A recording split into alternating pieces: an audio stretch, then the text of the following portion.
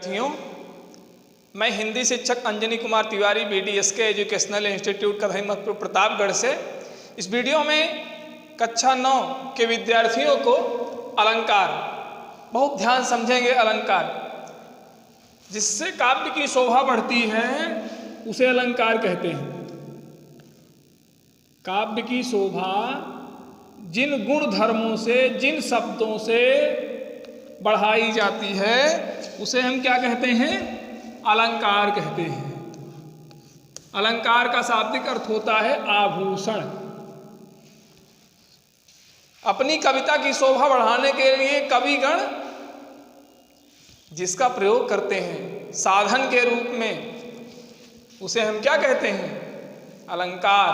अलंकार वह साधन है जिससे कविता की शोभा बढ़ जाती है।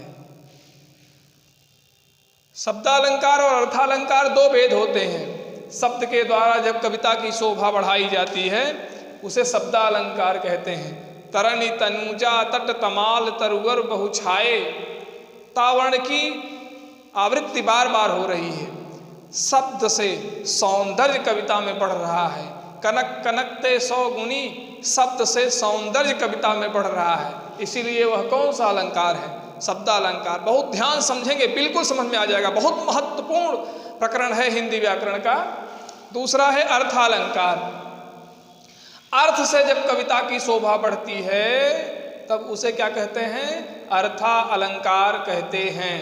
पीपर पात सरिस मन डोला, पीपल के पत्ते के समान मन चंचल होता है, हमेशा हिलता रहता है, अर्थात स्थिर नहीं रहता है।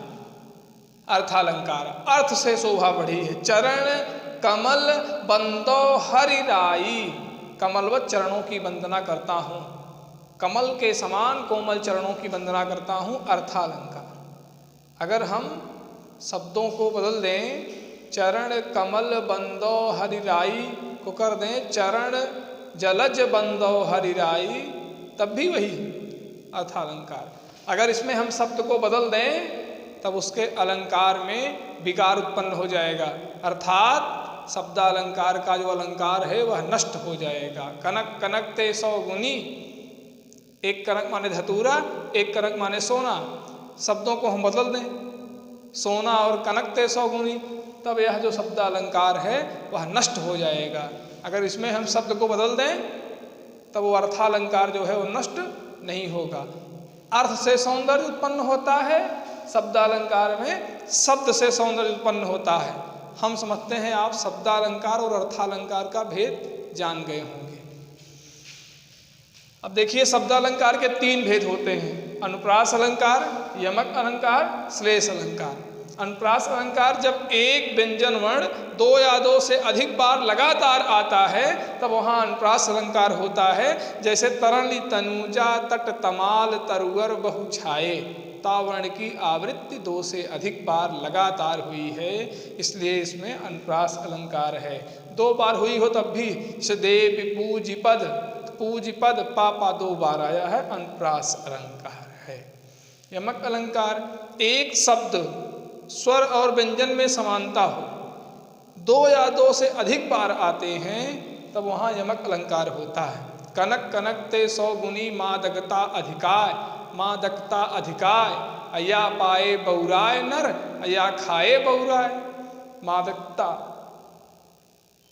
उन्माद, तो यहाँ यमक अलंकार है। कनक कनक, एक कनक माने सोना और एक कनक माने धतूर, इसमें नशा होता है। अगर उस धतूरा को नर माने मनुष्य खा ले तब भी पागल हो जाता है, और कनक माने सोना अर्थात संपत्ति बहुत अधिक पा जाए तब भी वो पागल हो जाता है, उसका दिमाग फिर काम नहीं करता।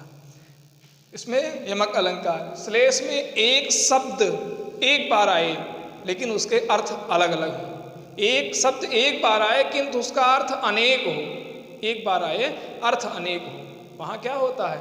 श्लेष अलंकार। चरण धरत चिंता करत, चितवत चारों ओर, सुवर्ण को खोजत फिरत, कवि व्यभिचारी चोर। कवि व्यभिचारी चोर, तीनों सुवर्ण को ढूंढते हैं। सुवर्ण एक बार आया है, सुवर्ण को खोजत फिरत, 3 अर्थ है। सुवर्ण का। एक सुवर्ण माने सोना अर्थात संपत्ति। जो चोर हैं वो धन के चक्कर में चिंतित हैं।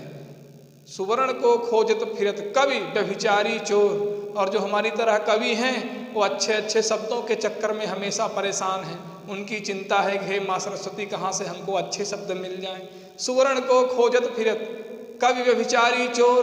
तो कवि चिंतित है सुवर्ण का मतलब संपत्ति के लिए, सोना के लिए, और कवि चिंतित है अच्छे शब्द के लिए। और जो व्यभिचारी पुरुष है वो किसके लिए चिंतित है? जो व्यभिचारी पुरुष है, जो पतित है, वह सुंदर स्त्री के चक्कर में परेशान है। सुवर्ण को खोजत फिरत कवि व्यभिचारी चोर। सुवर्ण का 3 अर्थ है। आगे देखेंगे अर्थालंकार। अर्थालंकार में उपमा, रूपक, उत्प्रेक्षा, अतिशयोक्ति और मानवीकरण। इसको मैं आपको अगले वीडियो में बताऊंगा क्योंकि वीडियो बहुत लंबा हो जाता है। बने रहिए। धन्यवाद।